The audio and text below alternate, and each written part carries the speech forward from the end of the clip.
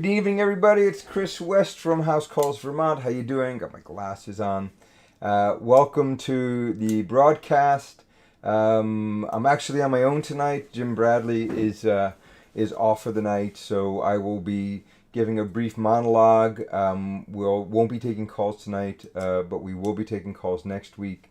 If you have questions about a building science project, or building science question you have about a do-it-yourself project, or if you're having work done on your house and you're interested in finding out what we think about what the builder that you've hired is proposing, give us a call next week starting at 7.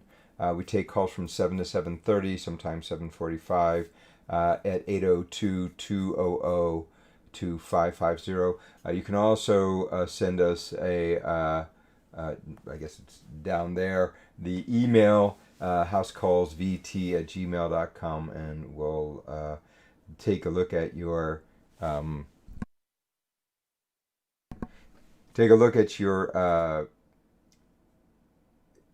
questions and talk about them on. I think you might have had a double. I see that I had two audio streams going there, so I want to make sure that you're only getting one. So tonight, I'm very excited to bring on an interview I did earlier today with Guy Payne. Guy Payne is the executive director of the Sustainable Energy Outreach Network, also known as SEON. They're centered around Brattleboro in the southern part of the state. He gives a pretty good description of what it is that they do. They have been having building science hangouts with builders in the area for almost 9 years. They also have been working with Peter Yost, who's an integral part of the Sion group, on developing a introductory building science for high performance buildings, and that doesn't mean only high performance buildings. These are building science concepts that, of course, we can teach to anyone and can be applied on any building site. Right? Air tightness, moisture management, the different ways that heat moves, how moisture moves through buildings, things like that, so that we can understand what it is we're doing when we're, or the ramifications of what we're doing when we're building a house and we're saying, okay, we're going to build a 2x6, we're going to put a fluffy insulation between, put a OSB on the outside, a sheet of polyplastic, and then sheetrock, and why those types of assemblies have a tendency to fail in our climate, even though they were the choice for a very long time, started in the 1980s. Tonight, however, specifically before I move on to some of the recorded footage, I wanted to talk about a meeting that we're having on Thursday. And who's we, right? Well, Jim and I, obviously. But more importantly, the home builders of Vermont are going to be having a meeting. And let me just pull this image up. Here it is. I'll make this bigger, but the VBRA is going to be having a town hall meeting. At this town hall meeting on Thursday, we're going to be talking about the workforce development and apprenticeship program that we at the VBRA are developing. We are working with the Vermont Department of Labor and some private groups and trying to come up with a way to deal with the chronic lack of qualified entry-level workers in our state. It's not just a state thing. I was just in Maine on vacation, and there were restaurants that were opening up only for lunch and dinner because they did not have enough staff to staff the breakfast rush, even though there were lines of people wanting to eat breakfast. So we're in a very odd place as far as employment is concerned. I'm sure we all have had a look at that. We've been hearing news about it from whatever news sources we choose to follow, and we are.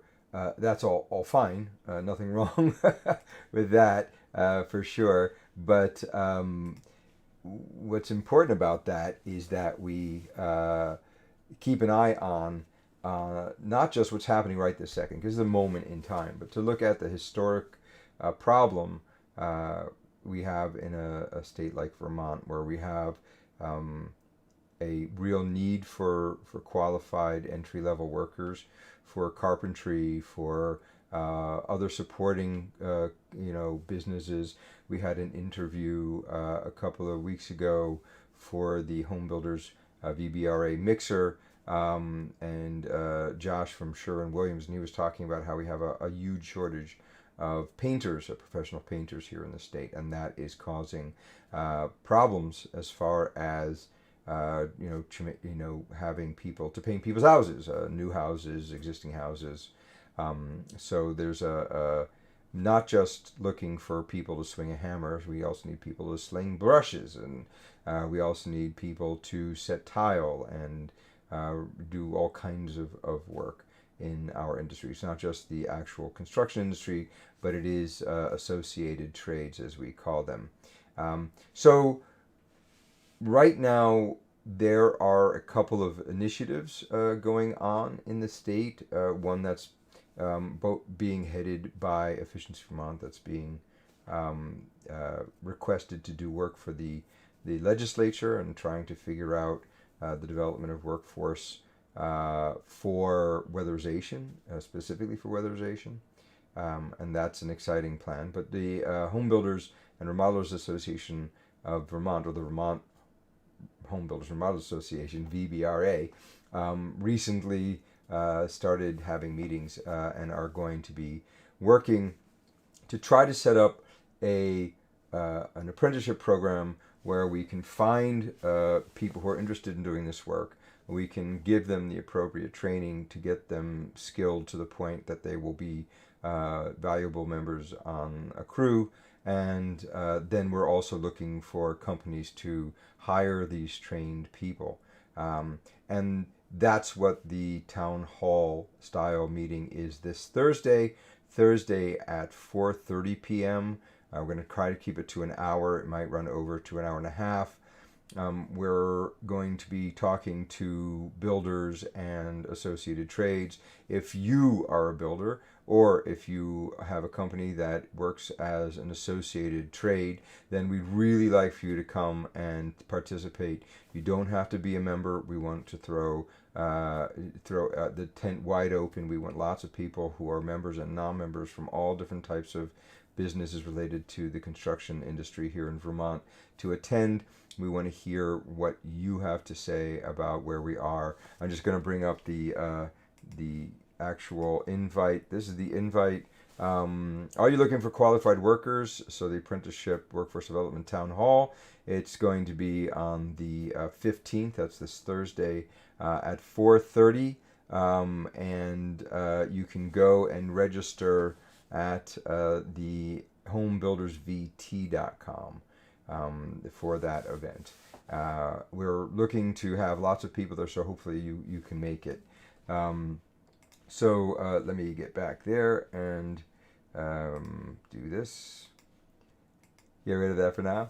So I've had the benefit of being a part of the Vermont Home Builders and Remodelers Association, and have been spearheading the effort to get workforce development up as an important part of what we're doing.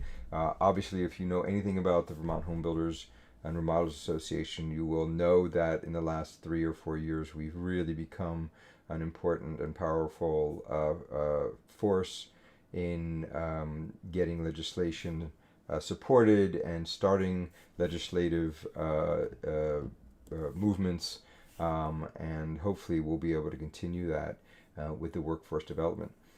In the state of Vermont, we have had attempts over the past 30 years, and probably longer than that, to create a system where we get people interested in joining the building trades or associated trades, getting them trained, and then getting them into working situations.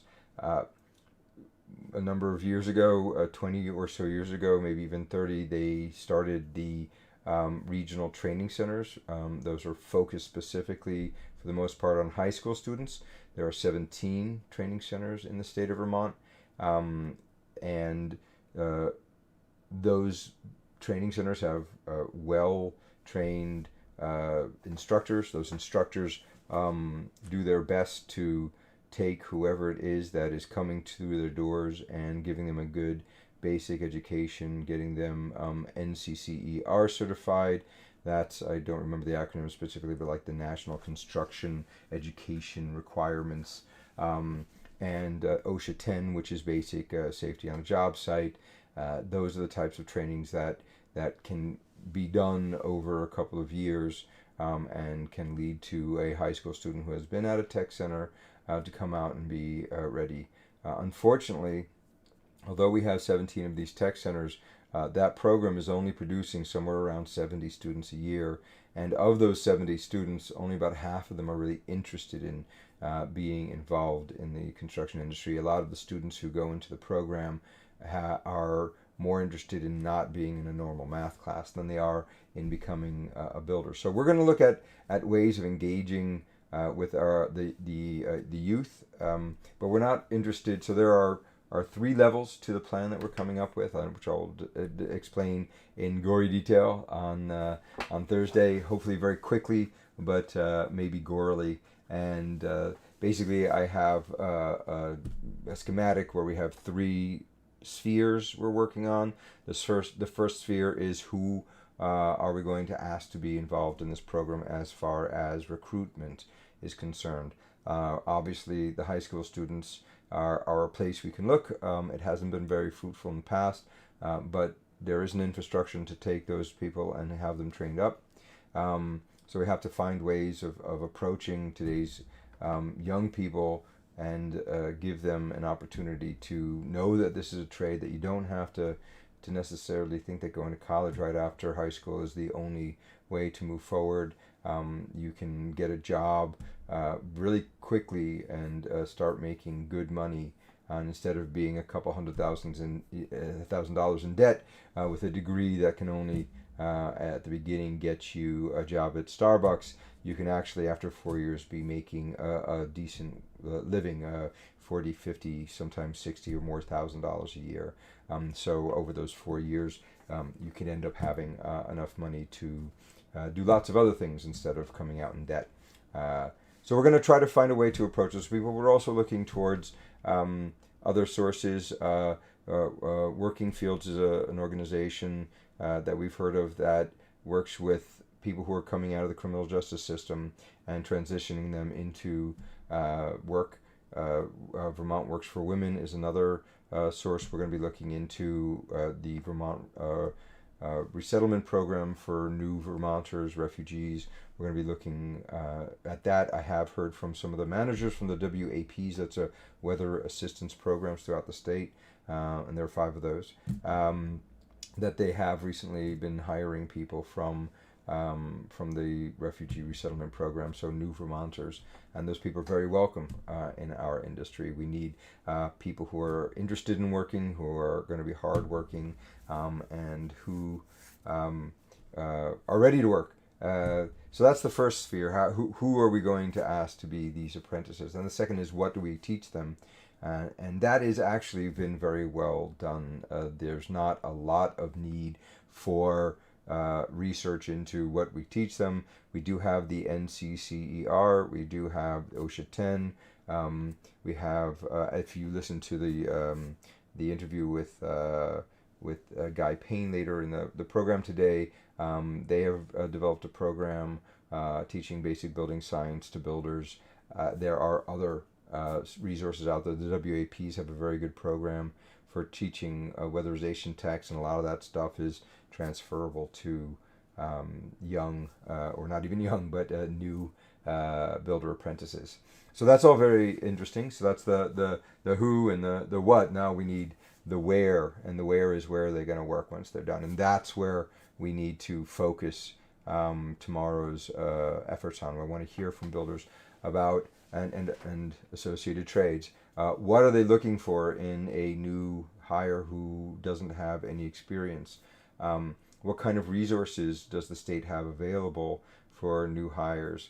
Right now, in discussion with the Department of Labor about a program that they have where the state actually pays for the first 3 months of an apprentice's wages.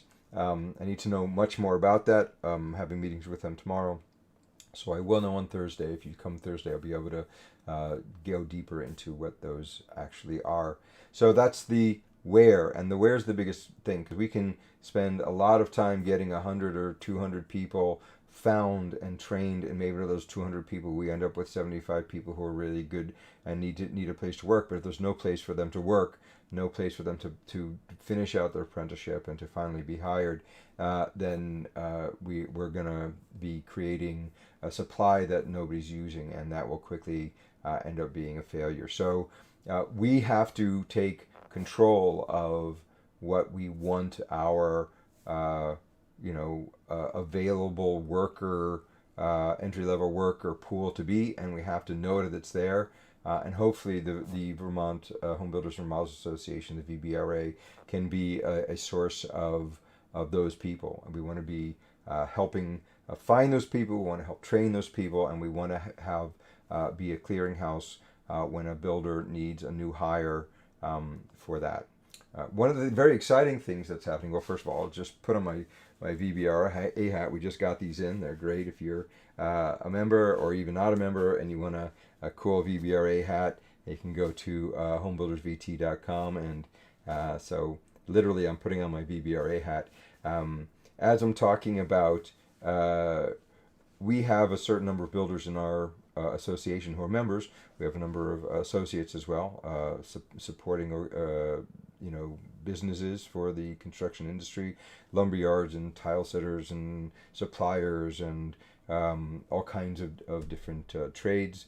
And we need your input as to what you need, what you're looking for an entry-level new hire, what you're looking for in the people you already have in your organization. If you have people in your organization and you want to upskill those people, you want them to be able to learn skills. What kind of skills are you asking for? Are you interested in and willing to pay to increase the skills of some of these workers? A apprentice, a carpenter becoming a helper carpenter, becoming a journeyman carpenter, becoming a lead, a crew chief, a crew leader, or courses to help them run the business better. Another interesting point that we've been talking about lately is how business owners are not just interested in what's happening with an employee from 9 to 5. We are all very much aware of how the things that happen not on the job site can affect how focused, how attentive, how well rested, how physically and mentally fit a worker is to do the work we want them to do. So that is another aspect we're going to be looking at, is support mechanisms and trainings for owners of businesses to help them navigate those types of questions and see how we can come with good outcomes. We're dealing with a population of people who have, some of them have been through some really tough times in the past year, and certainly have been through tough times since the opioid epidemic has struck our population. So we have a lot of people who are struggling and need work and want to work, and we also need to know how to provide support for them, not just financial support, but also some kind of support outside of the work environment. So that's the spiel on workforce development. There is actually quite a bit of money right now floating around, federal money that's come in that we need to use in a very thoughtful and good way.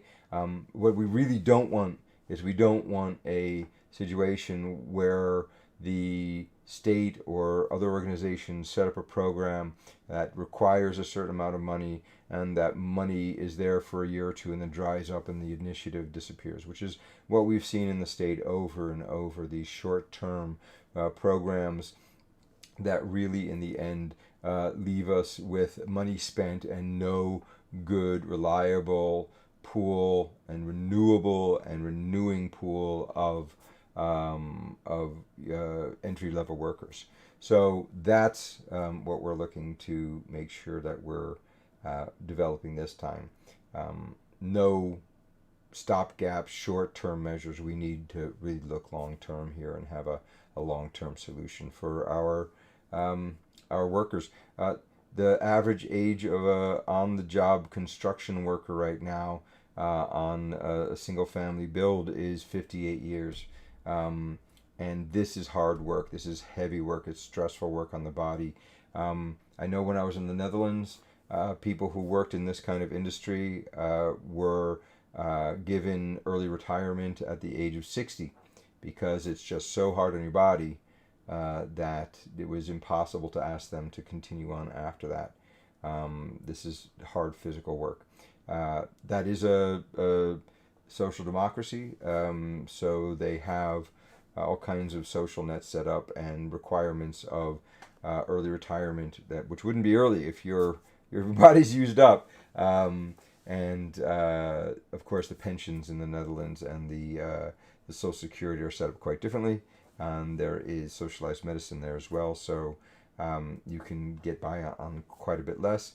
And I'm not at all proposing that for Vermont. It's not something that Vermont could do on it in and of its own.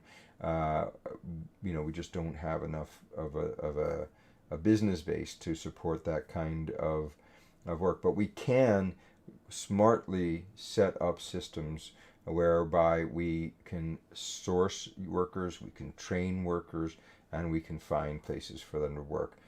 Almost every company that I know in the Home Builders and Remodelers Association has at least got a thought and an opinion, and quite a number of them are looking for workers right now. I've seen requests put out. So that is the workforce development situation.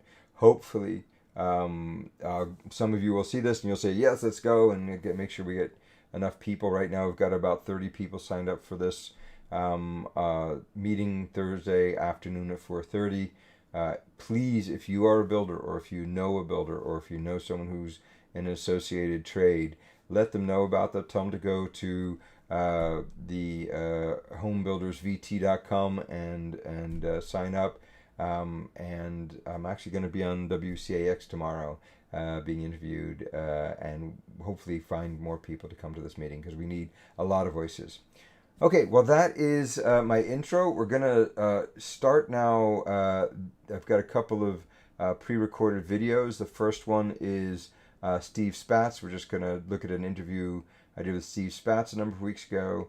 A very short one, just talking about the types of incentives that Efficient Vermont has for various types of projects. After that, I'll jump back on for a second, but we'll go right to the audit eavesdropping, where you get to follow Jim and I on an energy audit that we did in Isle of Mott a couple of weeks ago. This is part 2 out of 4, and this time I get up in the attic. So if you're interested in knowing what it is that we're looking for when we're on an energy audit, this is a good bit of fun. This one is a bit long. It's about 18 minutes long.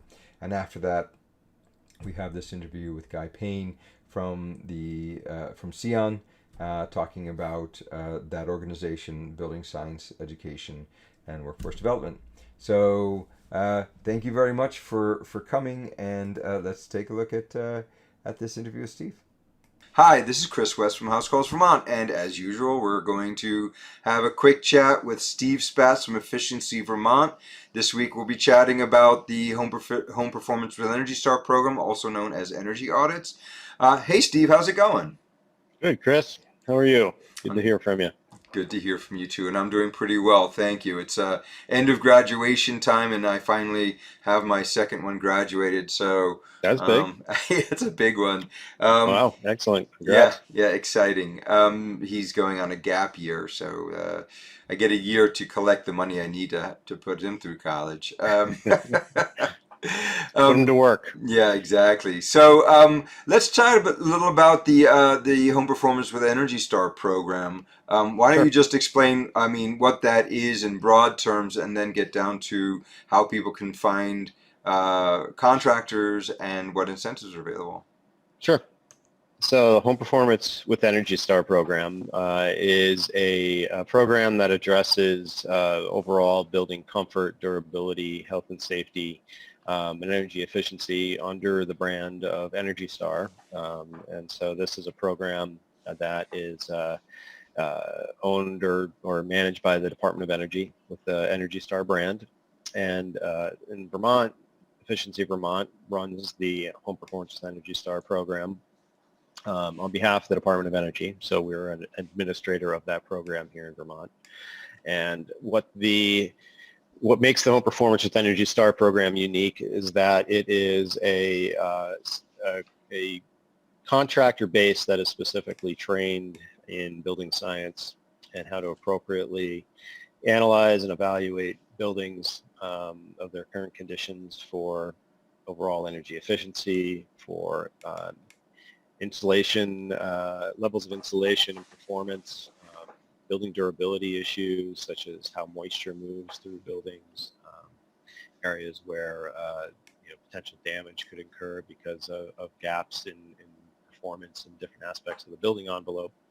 And they also are tasked with really paying attention to health and safety issues as well in buildings, such as combustion safety, water and management, moisture management, indoor air Yeah, quality. combustion, just to be clear, combustion safety is your boiler, your water heater, anything that Yep. is going to be burning a fuel in your house and maybe taking air from the house to make that happen, or at Yep. the very least pushing bad stuff out.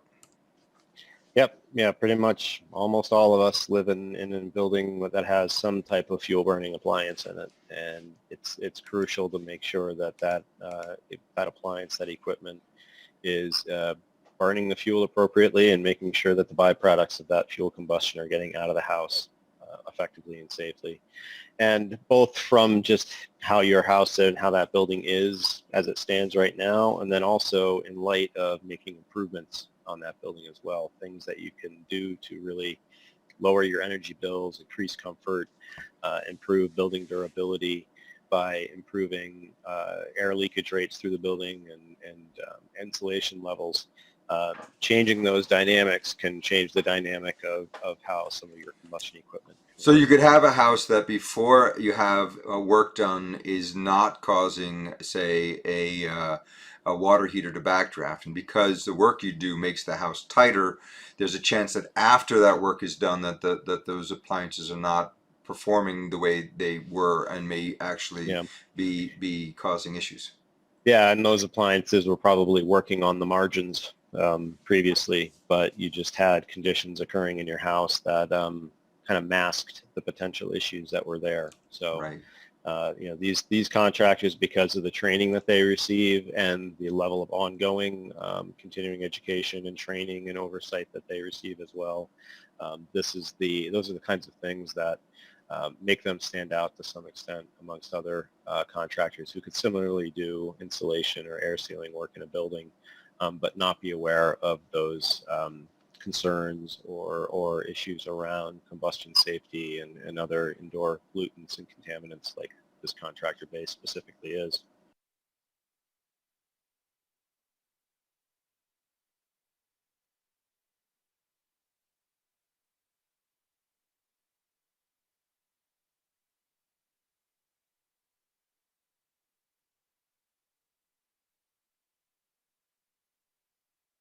Hi, this is Chris West from House Calls Vermont, and as usual, we're wait for them to find those people. So because of the fact that the contractors that participate in this program with us under the Energy Star brand are specifically trained and certified, they're certified by an agency that requires that they maintain that certification every 3 years. They have to recertify essentially. And this is a high level of oversight and accountability with this contractor base. And by way of their association with us, they are the access point for consumers in Vermont to access incentives and rebates from Efficiency Vermont to help bring down some of those costs for air sealing and insulation. So if it's work that you've been thinking about, you want to just get a general idea about what's going on in your home and bring one of these professionals in to kind of just take a look and give their expert opinion on the conditions you have in your building and potential opportunities for improvement.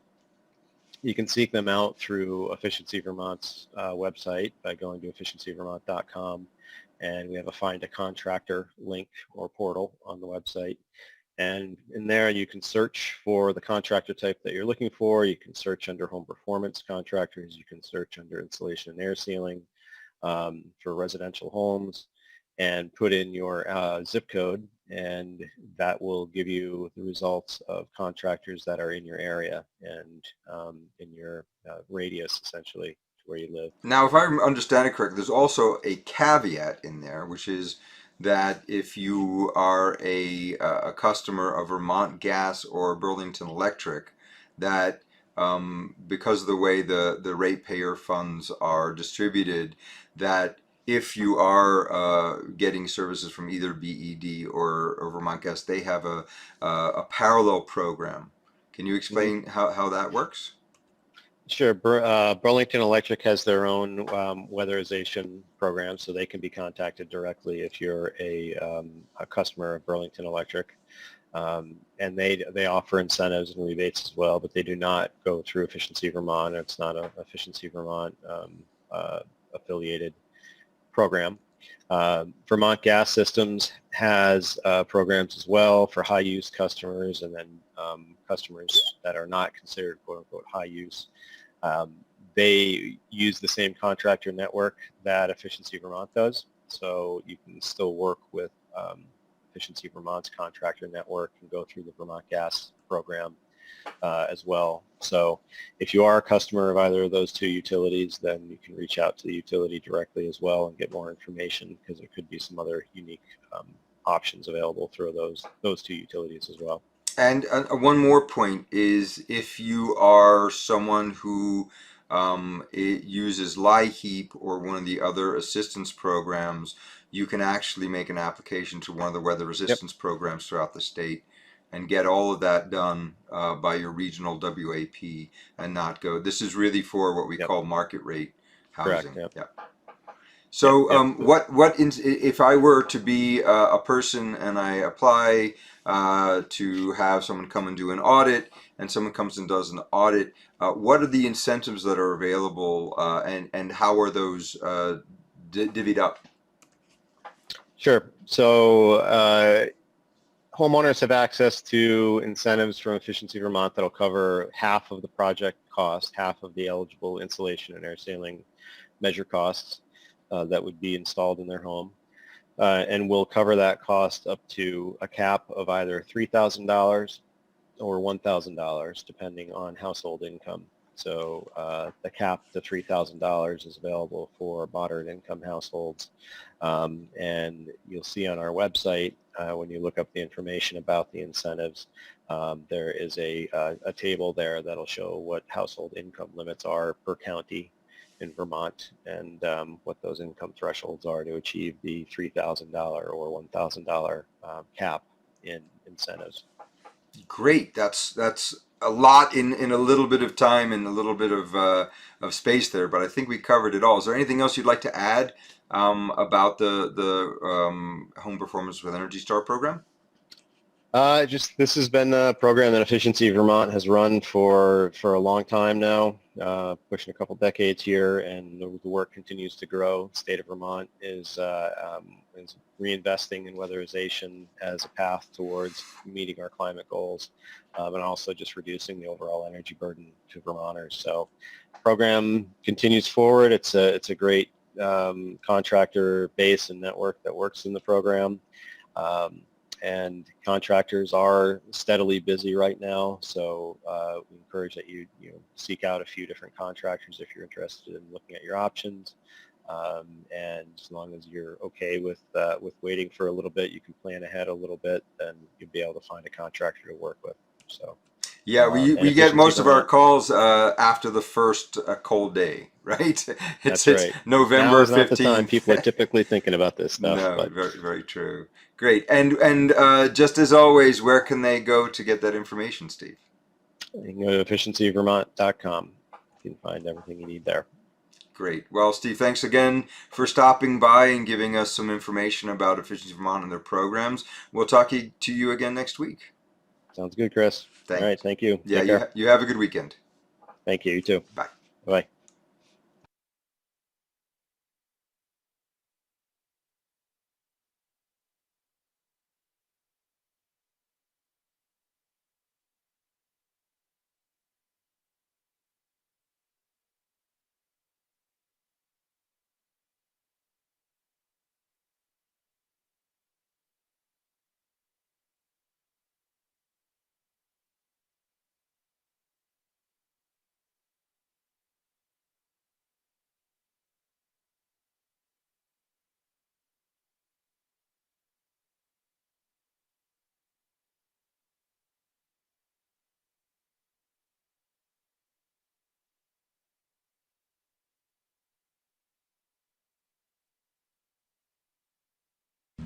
Now these are very simple geometry. I like that. So we usually start the audit by saying we're very nosy. We're going to look everywhere. So good. Please do. Nose, Chris. Yeah, it does. Okay, sorry about that. I didn't realize my mic was off. Doing my thing. So we're going to go back and start that again. Thank you. I just wanted to jump back on and finish up the little bit about Steve Spatz. Thank you, Steve, from Efficiency Vermont. What I was saying is that we're very happy to have him here to tell us about what's going on in Efficiency Vermont and the programs set up for promoting energy efficiency and for people to invest in energy efficiency. Steve's a great resource. So sorry about that little bit of pantomime. I know I'm kind of animated on the camera, but don't want you guys to accidentally have to lip read in order to understand what I'm saying. So the next is we're going to be looking at is a part 2 of our energy audit eavesdropping, where Jim Bradley and I do an energy audit at a house, a ranch in Isle of Mott, Vermont.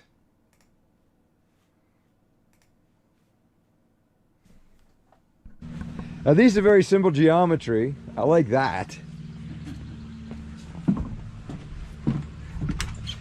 So we usually start the audit by saying we're very nosy. We're going to look everywhere. So good. Please do. Nose, Chris. Yeah, it does. It does nose. A bit musty for sure. Definitely musty. How long has this not been lived in, Craig?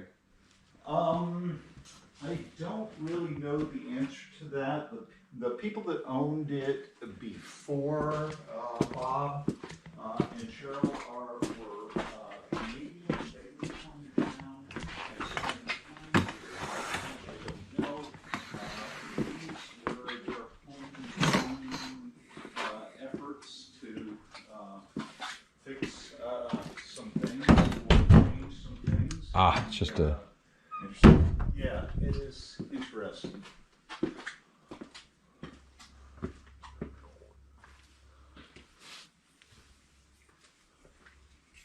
Okay. Well, I love the geometry. Oh, good. So we have a ceiling here that's likely these tiles have Possibility of... Well, those are just Directly- sound tiles. well, what if they're just directly applied? We'll see. This height here is less than 8. But that also has tiles. Yeah, but then- So when we get in here, we can see the difference. That is from the edge here. That is about the same height. From this height right here. Yep. See how the two of them connect. Yep. So spray foam against a chimney is always a good idea. Do you mean that? No. No, it's a We it's a kind of fire assumed hazard it- to do that. Yeah. I kind of assumed it wasn't a very good. No, you're right. It's just a regular fireplace. Okay, with these, we recognize those. Effective vents. Yeah, maybe with a fan here. Now, will this be their full-time residence, Craig? No. Actually, they'll just be here during the summer, although they're thinking about renting it when it's rentable and when they're not here. So we turn on the bath fan and we listen to it. This bath fan, so not a bad move. When you're selling a house, make the bathroom really nice. Yeah. That's so you can tell that that's what they did. But that bathroom sounds pretty good. Just before the sale, I believe. Yeah, feels like it. Yeah. It just feels like nobody's ever even been in it. Yeah, and they obviously started working On the kitchen, That what ended up happening here, I think, though, I'm pretty sure they intended this construction for themselves, and then with the closure of the Canadian border and stuff like that, became more and more difficult. And as the property prices escalated, they began to think about selling and did. Now here's the magic. And Oh my gosh, this is a mixed fuel.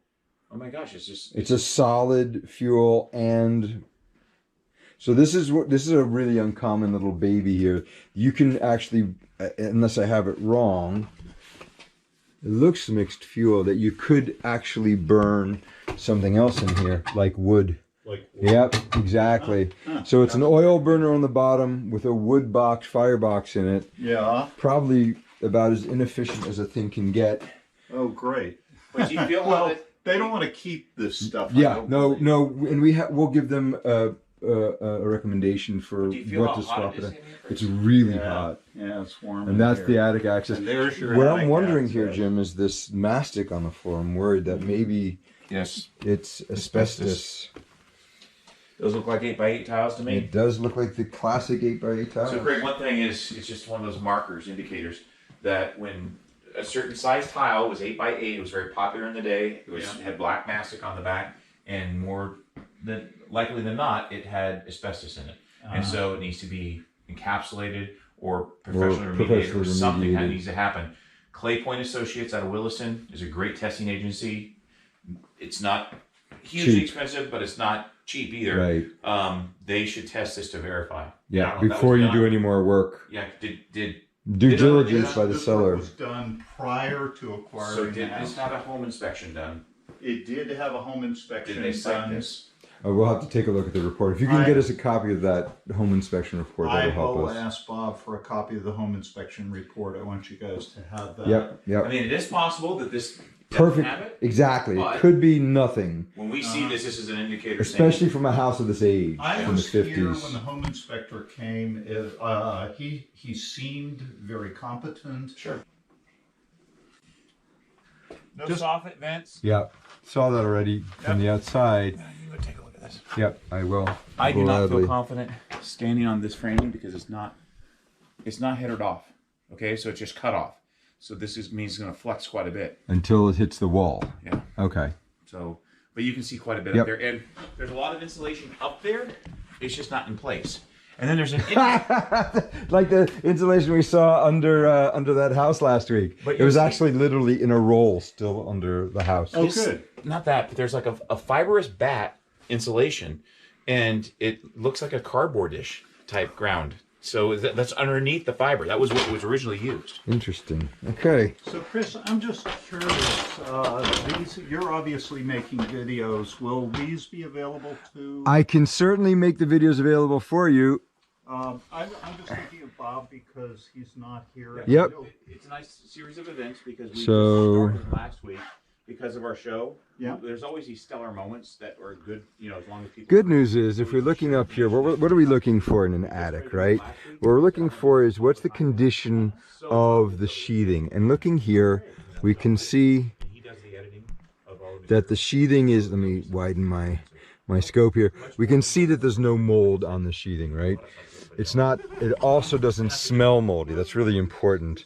So these vents that you can see, the gable end vent, it seems like there's enough fresh air coming in here to allow for that all to vent properly.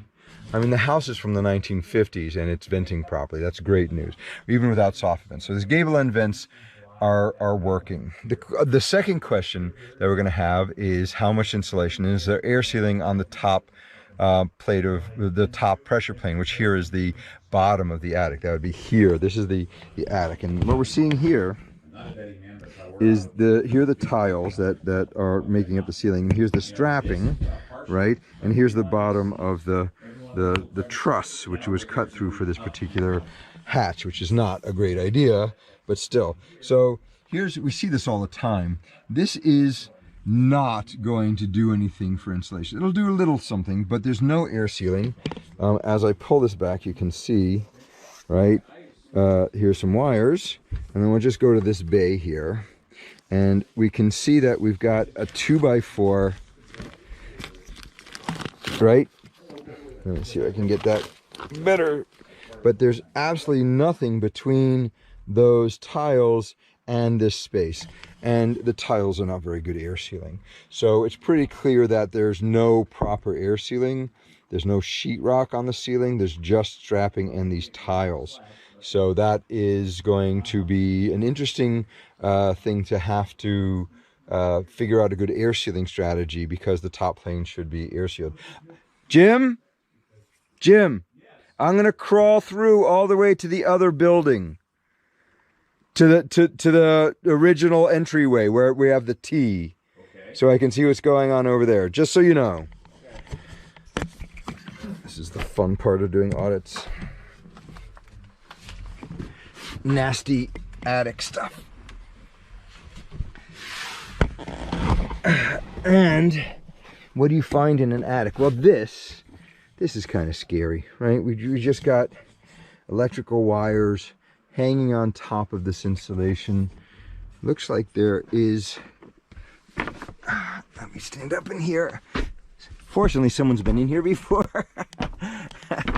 I'll widen that again so we can see what the hell we're talking about. And tell me, in an attic, if the insulation has to be in contact and contiguous in order for it to work well, what is this? This is a ball of insulation.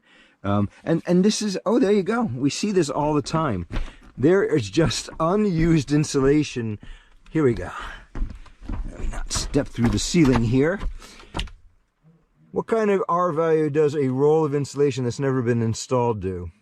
And here's more of the indication of that wood chip insulation that Jim was talking about. But in general, still, I'm looking here, and I'm not seeing any mold or any indication of any problems there. Here is interesting. This here is the chimney, right, going through. We saw that downstairs, and they have insulated it, and kind of with this reflective bat stuff. I'm a bit concerned about this material. What is this material? It's a fibrous material. It's a little too new to be asbestos, so I'm not going to think it's asbestos, but if it were older, I may consider it. And why plastic on the outside of this? I'm just trying to think of that level of detail. Right, here we go. How good is that? Contiguous air sealing? I think not.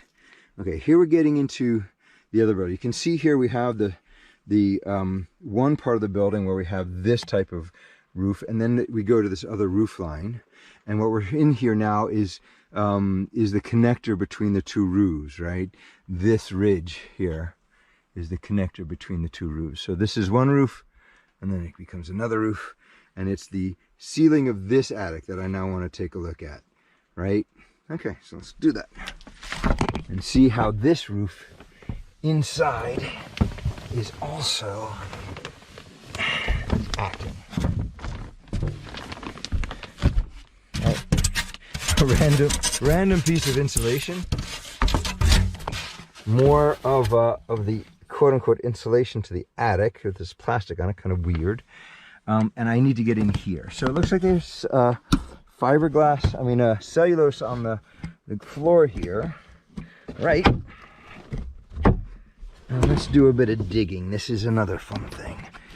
So, let me see, how's the best way for me, once again, not to fall through the floor. So let's find the There's a rafter. And put our foot on that one. And then let's look in here. That looks okay. I'm seeing a little bit of coloration, but it doesn't smell bad. And then we're gonna dig in here and just move some of the cellulose aside. Okay, the cellulose goes down to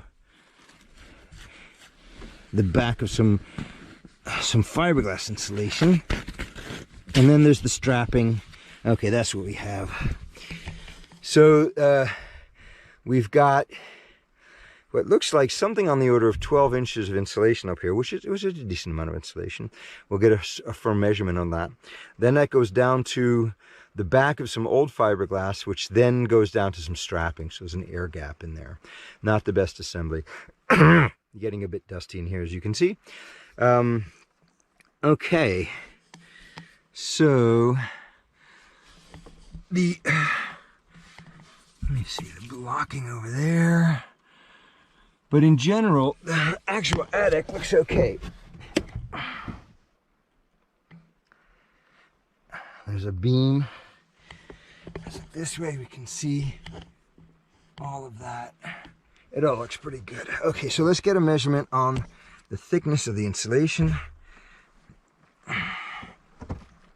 What we do, I'm just going to create a little hole.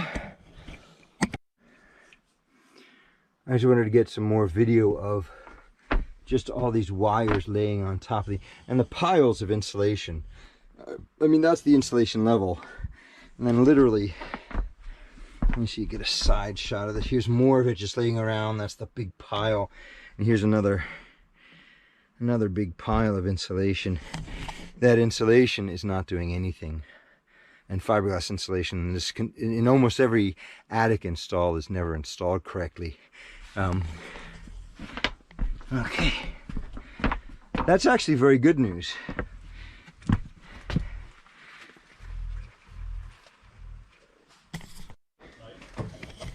So that's great news. I'm just going to take some notes here.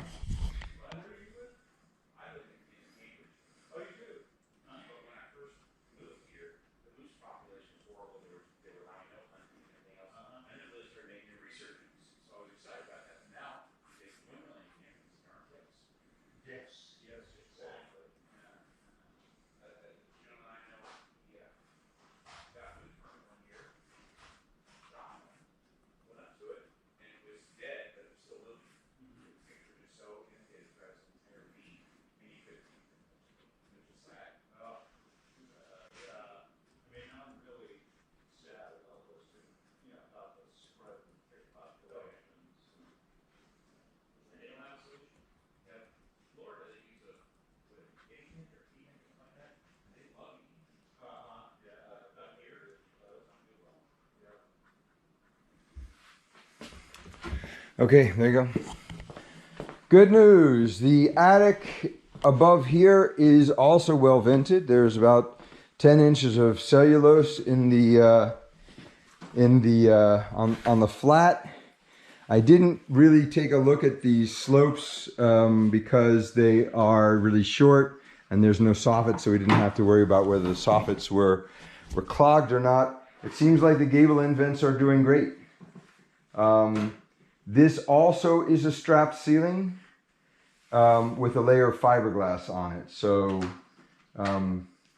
that's going to make some interesting, and I got to look at the attempts at air sealing and insulating around the chimney upstairs. I think that was an attempt to reduce the warmth of the air up there to try to cut down on the icicles and ice dams. Mm-hmm.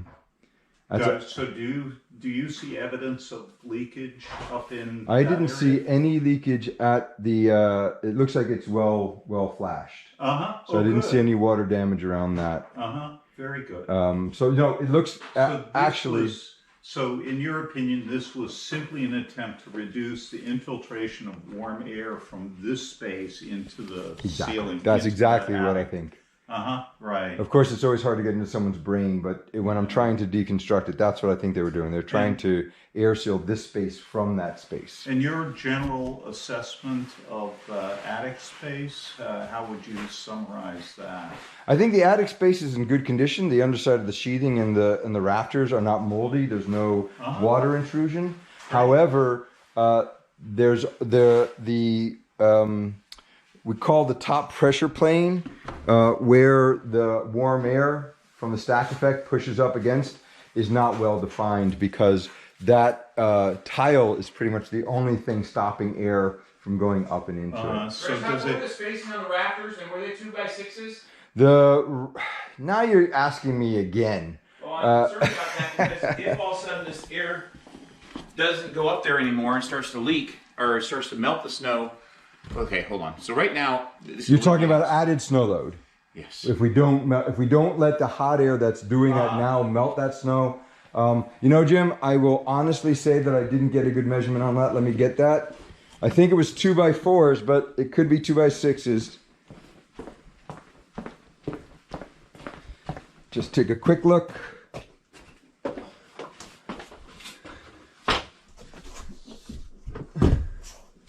Two by sixes.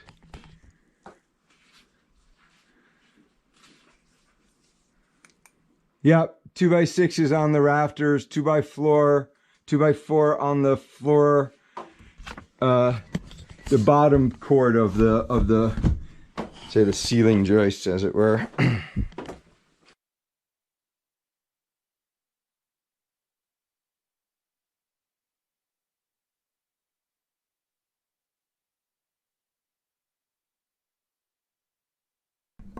So that was episode 2. You got to get up there in the attic with us. That's pretty exciting. And we're going to be adding episode 3 and episode 4 in the future. The next thing we're going to be doing is we're going to be having an interview, or follow an interview that I did earlier today with Guy Payne. Guy Payne is the executive director of the Sustainable Energy Outreach Network down in Brattleboro, and a member of the Home Builders, a staunch supporter of building science knowledge, and we talk about workforce development, and we also talk about building science curriculum and what CION has been doing to develop a curriculum for builders. So let's take a look at that.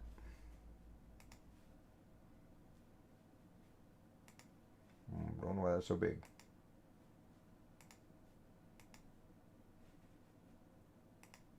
Sorry, I'm having a bit of a technical moment. Let me just get this properly sized for this screen, and then I can get started again. Okay, let's get this started again. Hi, this is Chris West for House Calls Vermont, and this week we're going to have a discussion with Guy Payne. He's the executive director of the Sustainable Energy Outreach Network, also known as CION. CION is based in southern Vermont, down in Brattleboro, although they're all over the southern state there. Guy, welcome to House Calls Vermont. Thanks for taking time out and joining us today. Thanks for inviting me, Chris. It's always fun talking with you, and now this is a little different format in which we will be having a good conversation around. So looking forward to it. Great. Well, so let's just start off with the basics. My understanding of the history of CION is it started out as a building science group, local builders and building science people, Peter Yost among others, hanging out and talking about the industry, talking about building science, doing wingnut experiments. Give us a little bit of background on how CION got started. Sure. With Hurricane Irene, at the time I was working at SEVCO, which is the Southeastern Vermont Community Action. And the sort of southern eastern part of what's known as Vermont Green, which was an Obama era grant that the state got. And the weatherization folks or the supervisor came to me and said, Guy, we know energy efficiency, but we don't understand water and vapor management. And we know if we're not doing both, we're creating more problems than not.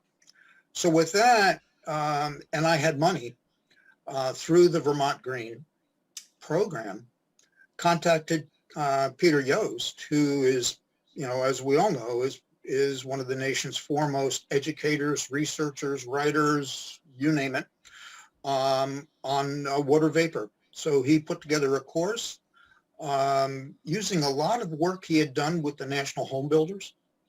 And we delivered an advanced course on building science called Advancing Green Building and Building Science, the Keys to Managing Moisture. We delivered that two times in the Brattleboro area, once up in Chittenden County, once down at Greenfield Community College. And after that, the builders said this was the best course they ever had on building science, but they needed a forum whereby they can gather and discuss difficult issues that they find on the job. Because in any training program, you retain 10, 15% of what you've experienced. And in any training, they may only go over, 30 to 70% of the assemblies you're actually going to run into in the field. Sure, Yeah. Absolutely. So we did that. We decided let's form what's called the Building Science Guild, where a couple of criteria. You leave the name of your company at the doorstep. What goes on there stays there. Even though all the builders who attend know they all made the same mistakes. Many even go back to the 70s and wish they had changed the name of their business. But to escape what they've done in the past. Yeah, right. Anonymity and shit. There are builders who do that on a regular basis on purpose, right? But yeah, I mean it's more tongue in cheek, but it's the realization that we did the best we could at that point in time. With that understanding. Yeah. But it really took some time for the builders to trust one another. They're worried about giving out trade secrets and all. But there's also a key element, and that is just having fun. There's a great deal of irreverence and partial of that is set by the way Pete conducts things. The wingnut, yeah. Yeah. So there's good discussion. And then from that, Pete, Dave Gothier was sort of the regional manager of Bantam Panels at the time, and a manufacturer of SIPs.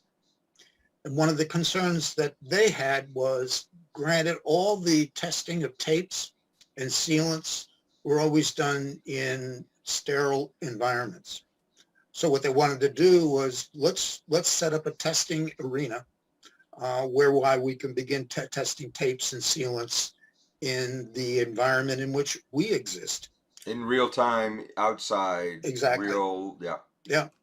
So we set up some mock-ups and got some of the results. Pete even took that to Nessie's Boston, where he was setting it up, and a number of companies said, you guys don't know what you're doing. And at the same time, Pete said, so what are you doing? But there are a number of companies that have followed up and always wanted to see where things were going. And we had called that the Wingnut Test Facility. So it's always been one of those things that we've enjoyed, but we can't really come up with the facility. We thought UMass would take that on with their whole building program down there, but that didn't work out. That may be morphing with Nate Gusikoff with some of the aero barriers, and he's really Oh, right. interested in that. So that's more of the side. So for a while, since 2012, it's been the Building Science Guild running some of the advancing green buildings. And then by 2016, we realized that the supply of builders was reaching a real critical point, as well as our incumbent builders did not know this stuff. And Yeah. you and everyone else knows that, we say sometimes conservatively that 90% of the people don't know this stuff. So we formed And we're talking builders, right? When we talk about yeah, people, like builders, less than 1%. and people No. say, and people also say architects, Yeah. because in his experience, many of them will come and say to the instructors, why aren't you teaching us this stuff? And the professors will say, well, you get that on the job. But they don't. But they don't. Because the builder is teaching them, learn from their dad, and they're still doing stuff when we didn't care how airtight a building was. Right. So we pulled together a team of our high performance builders and said, what is it that you want when you're ready to hire somebody? So we got to the point of saying, yeah, they need to know very basic carpentry skills. And at the time, the career centers were developing their curriculum with the National Center for Construction Education and Research. And that was sort of the basic that career students can get through in the 2 years in which they work. And we're talking in this particular moment about high school students Correct. who enroll at a tech center and do some of their classes at a tech center, but are also taking some classes at the regular high school. Correct. Yeah, we do not have a technical high school. We tried 20 years ago in Chittenden County, but not to be the case. Yeah. But the builders also said, but we also want individuals to come to us who at least have an understanding of building science. Very, introductory awareness level. We're not saying accomplished by any means. Don't have to know the calculations themselves. No. Yeah. No, and you don't have to explain your understanding of building science to a homeowner. I mean, you're not there yet. So we put together a series of objectives. Then we turned around and said, let's look at what the Department of Energy has in terms of their green building curriculum. And so there is the guidelines for building science education through the Department of Energy. We compared that with what our builders had said, and they matched up. So it was quite a statement in terms of the intellectual strength of the builders and the team that we had here. So we put together one course on building science, basics of high performance buildings, and there are two components to it. And one of them you sat through, and then there was the other component. And of course, it hit right in the midst of COVID was March 2020 when we were taking that class together. Yep. Yeah, and then we also wanted, which is primarily a stand and deliver course, but we also wanted a hands-on course. So on the various control layers. So we have a course on a hands-on course.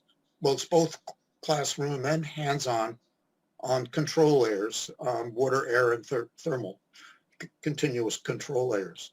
Right. So that is also, and that is delivered right in the shop at the tech center, right here in Wyndham.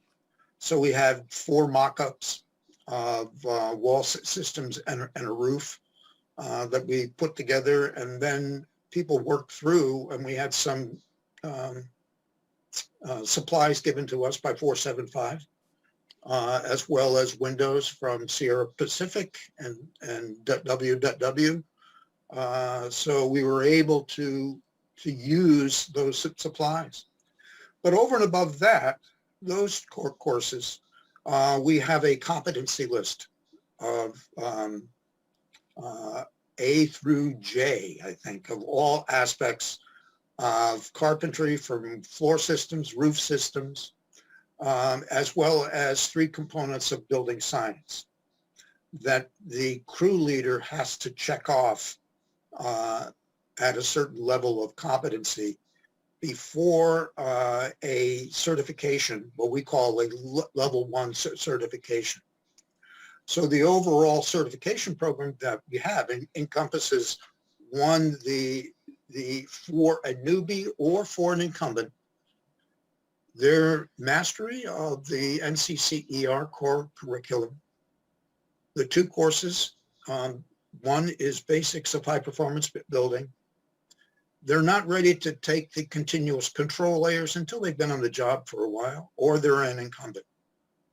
And then satisfactory completion of all what I would call an apprenticeship style carpentry competency. And so right Which is now, from the NCCER or the DOE mix, just what those competencies are. yeah, I mean, it's a whole piece on floor systems, roof systems, wall systems, building as an overall performance system, water, all aspects of building Bulk science. water and vapor control. Yep. Yep. So it's a combination, an apprenticeship style learning as well as theory and some hands-on work. At this point, what we've done is been able to have a number of the incumbents finish all of that work. So they're ready, if you will, to, when we get everything back up to speed, issue them the certification. So that's where we are. And now we are working with a local foreign insulators to begin seeing, all right, how do we massage the basics of high performance building to incorporate the weatherization piece, as well as identify the additional weatherization skills that are needed in terms of the overall competencies. And that ties right into the push by the state to fulfill the Comprehensive Energy Plan's 2011 goal of 120,000 houses being weatherized by 2030. It was tied to a bill S-109 originally, but the state has decided, without the legislation actually being passed, that they're just going to implement this program without legislation and just call it a part of dealing with this money we're getting from the federal government to do this work. And I believe right now Efficiency Vermont is leading the weatherization tech, workforce. It's one of those ones, right? Weatherization tech, workforce development. Okay, I said it. It's a tongue twister, but and unfortunately, both you and I have been asked to be a part of that process.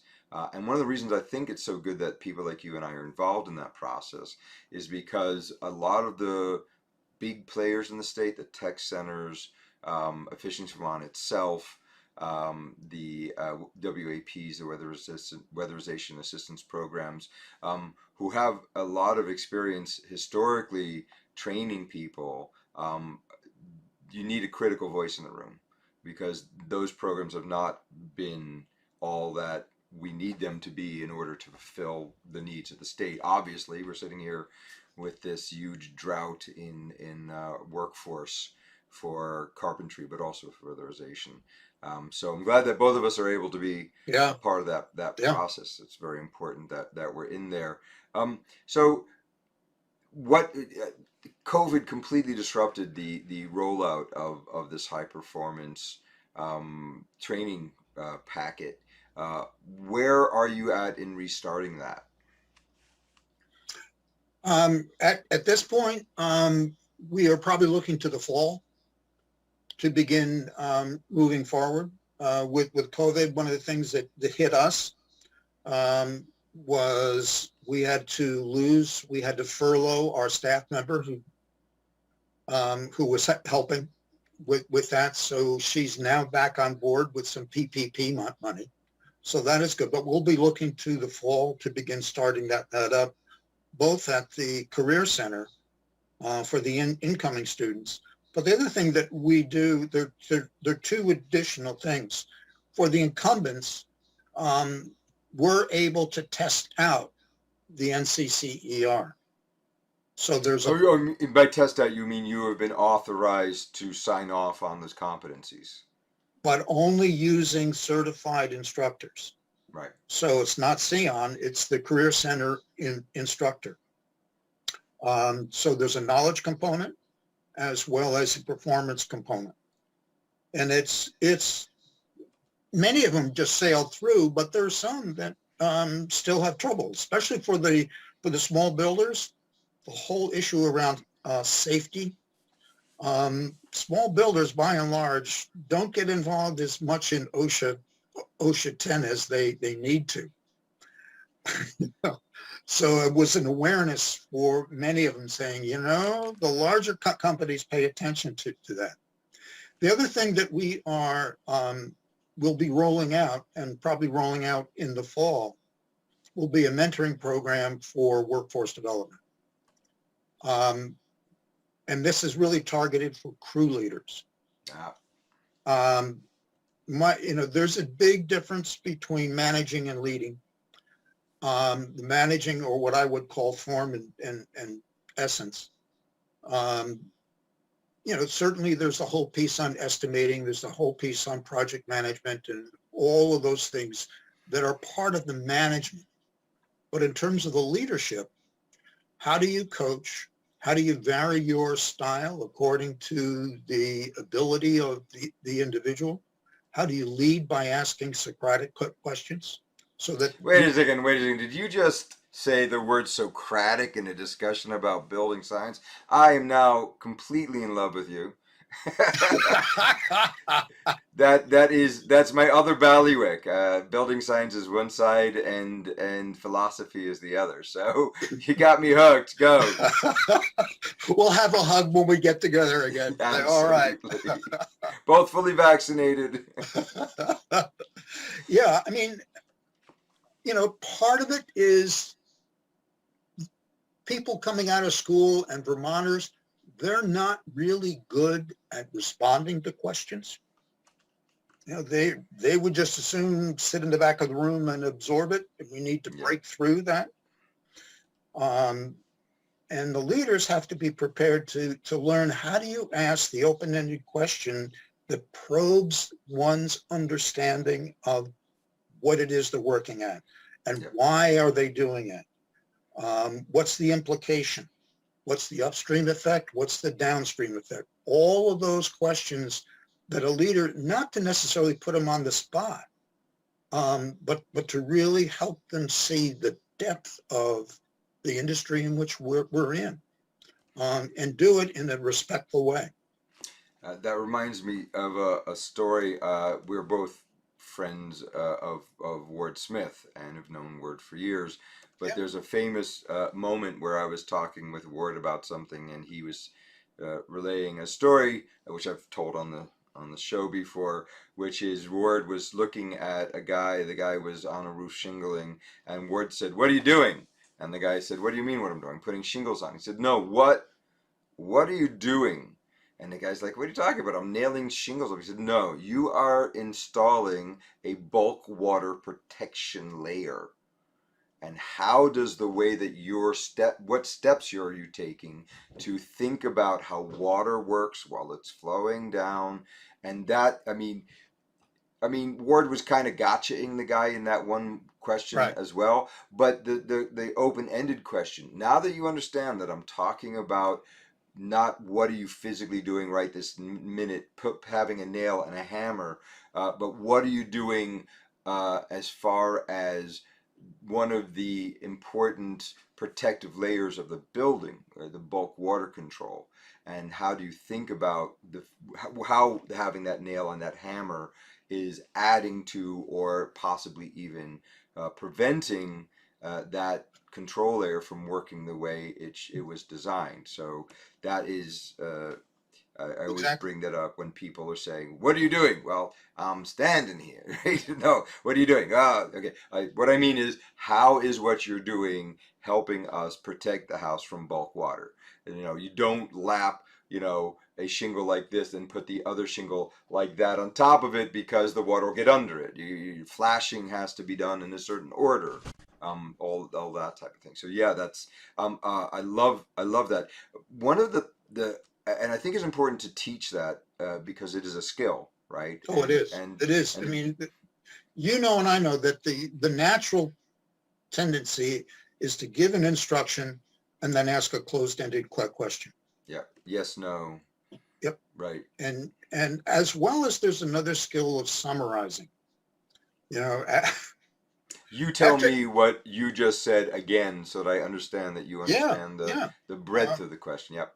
I mean, how many times did you go back onto a job site thinking that you gave the clear instructions of what needed to have been done, and it was done completely differently? Language Because is not the best way to communicate all the time. I mean, it's certainly, certainly being a guy in a room with a computer talking to someone in Kentucky who's trying to do this, and trying to use words and diagrams and everything to get that out. Having someone say something back to you, their summarizing of what you were trying to get across is an important part of the Socratic method. Yep. yeah.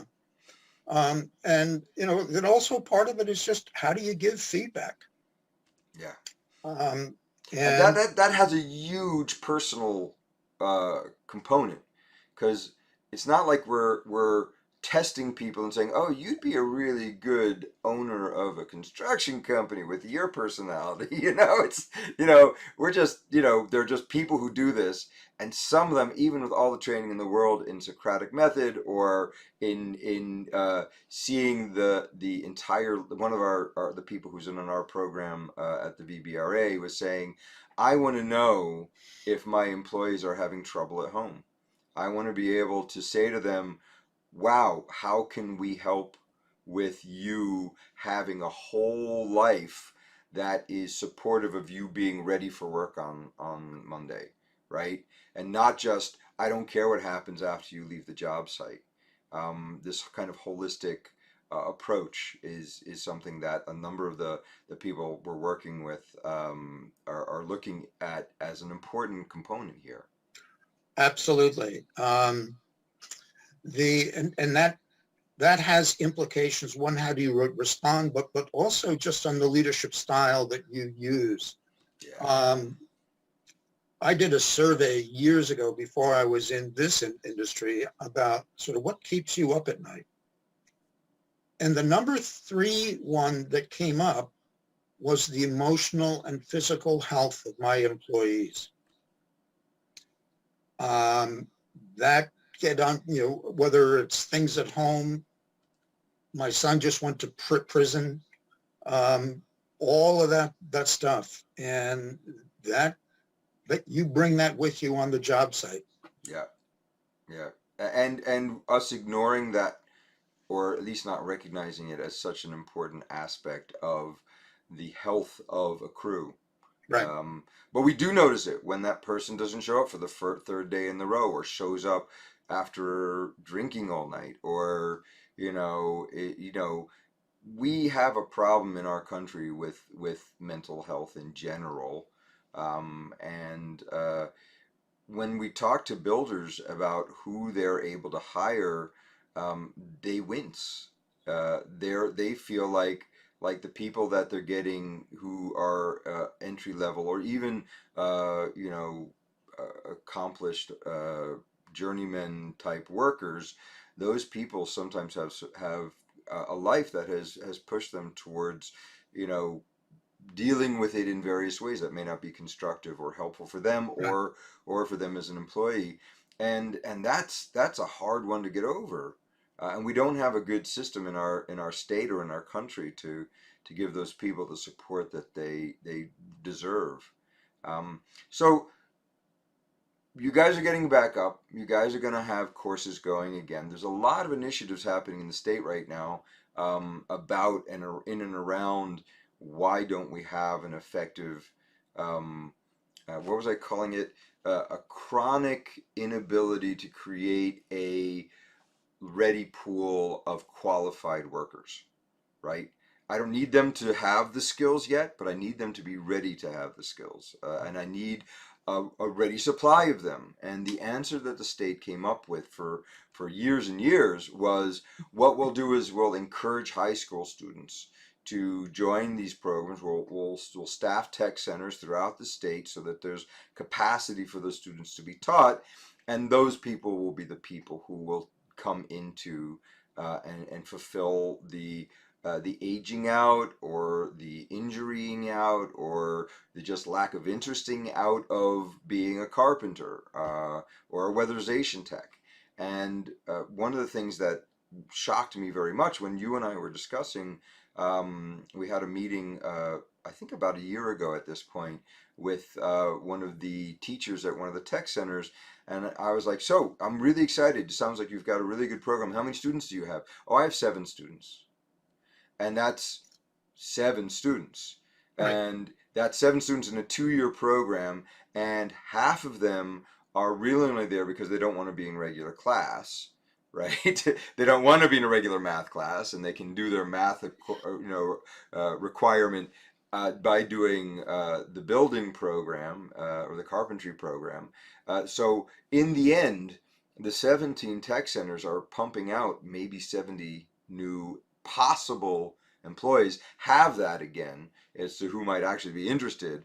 And we have a lot of resources that are available but are not being adequately taken advantage of. And there's also a very weird thing, the finances there, right? The state has set up a situation where the high schools lose money by sending a student to the tech center. Correct. And there's a recent development where high schools are starting to develop their own tech program in the high school so that they can do the same thing the tech center's doing, so they won't lose the money.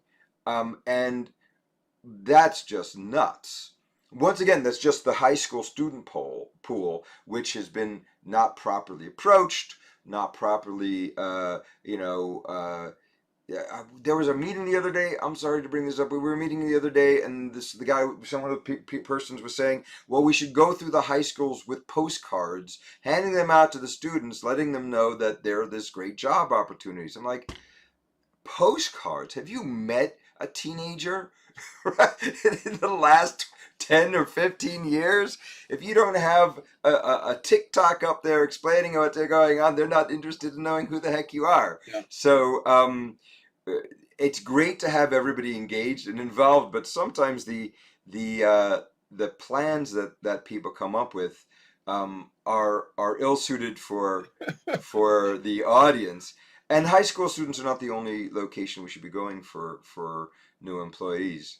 For sure, we should be trying to cast a broad net, and hopefully these new initiatives, including what you guys are doing at Sion, will be a part of the broader picture here. So if someone were to be interested in finding out more about the high performance builder training, the phase 1 or the phase 2, I know that the phase 2 hasn't yet been presented. Where would they go? How's the best way to engage with Sion? Well, there are two ways. Certainly, our website still needs to be cleaned up from the old, just in terms of old dates. But on the website, you'll begin seeing the breadth of what we do, not just the training programs, but we also put on the Sustainable Home Tour that is coming up in November. So they can at least go there, which is www.sion, S-E-O-N, Sustainable Energy Outreach Network.info, I-N-F-O. And then the other is certainly feel free to contact me. It's Guy, G-U-Y, at sion.info. Great. And I'll be glad to get back to them with an explanation, and then keep them in the loop in terms of what the upcoming dates are for any of the training, whether it's the basics of high performance building, whether it's testing out, or if someone's from White River Junction, maybe there's something that can be done at the Hartford Career Center. I don't know if they have a building trades program, but I think they do. I'm not sure. Part of what we're going to be doing at the VBRA is as we're developing what we hope will be a robust apprenticeship conveyor belt, right? We want to create a situation where we're getting regular pools of people that will be able to have an idea, a good idea of what each of the tech centers are doing. We have 17 of them in the state, so that we can plug in to not only the high school level, but they also have adult education programs there. They have locations, they have places, they have teachers who, if they aren't up to date on exactly what we want them to be training from the building science point of view, are certainly trainable to be able to do that. I think they're all doing OSHA 10, and they all are at least up to date on the OCCER requirements. So hopefully we can have a concerted statewide effort to fix this chronic issue.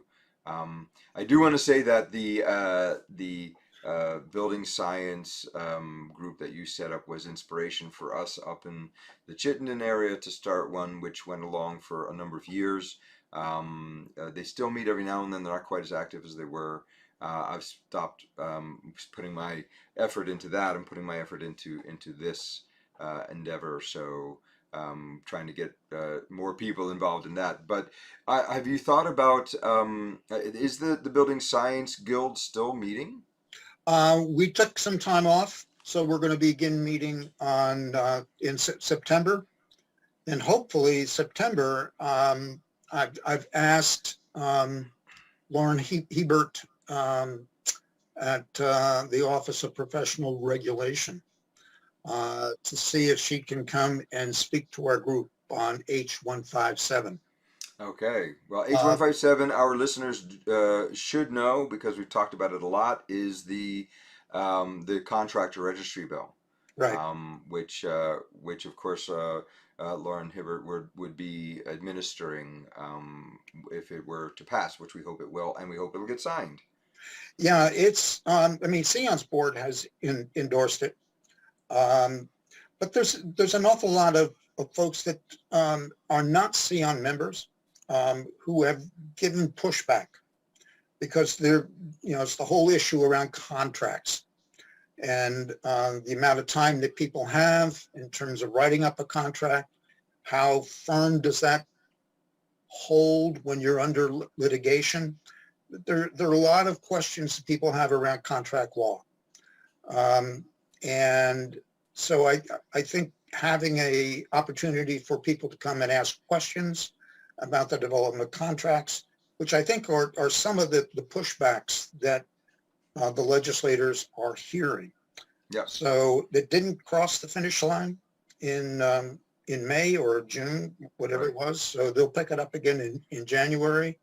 Hopefully it doesn't continue on for another year, because we need this. We really need this. You can't talk about building a workforce If you don't know without who's any working policy, in the industry. without any policy around that. Yeah. And I've been in Vermont since 1995. At the time, workforce development was not even in a lingo in my profession, which was organizational development. It's only that I came to Vermont where I began hearing this thing called workforce development, and things have not changed. Since the 2000, and it's like we got to get going here. Yeah, and there's a lot of pushback, which is I don't have a problem with ironing out some finer details if contractors are worried about being required to work on a contract for any job more than either $2,500 or $3,500, depending on which the House or the Senate version you're looking at. And I think it's good to have that discussion. I'm really glad it didn't get killed.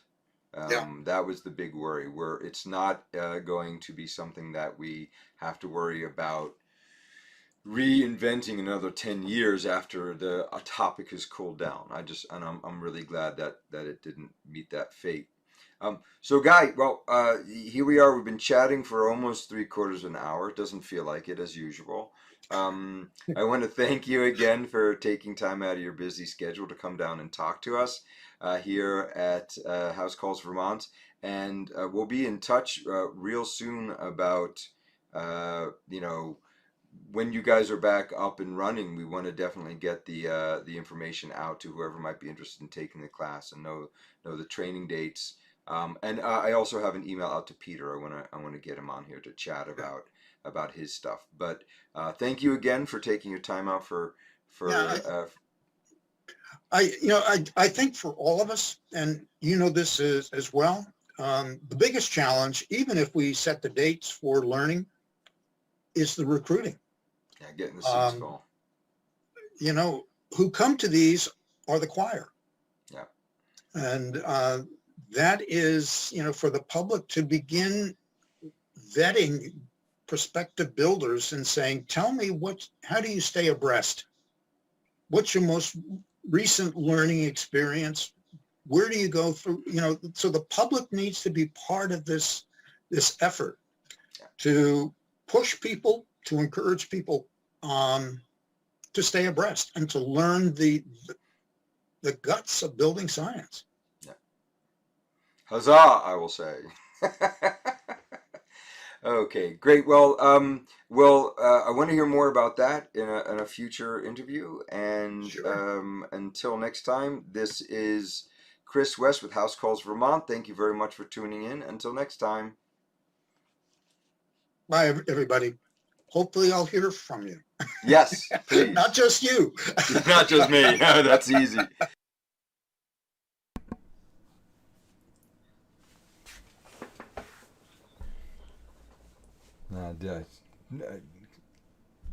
Stop that a little early. So that was the interview with Guy Payne. I will have it up as a separate video at some point in the near future. And thank you very much for watching tonight. If you have any questions, please send us an email to housecallsvt@gmail.com. And until next week, this is Chris West for House Calls Vermont. Have a good day.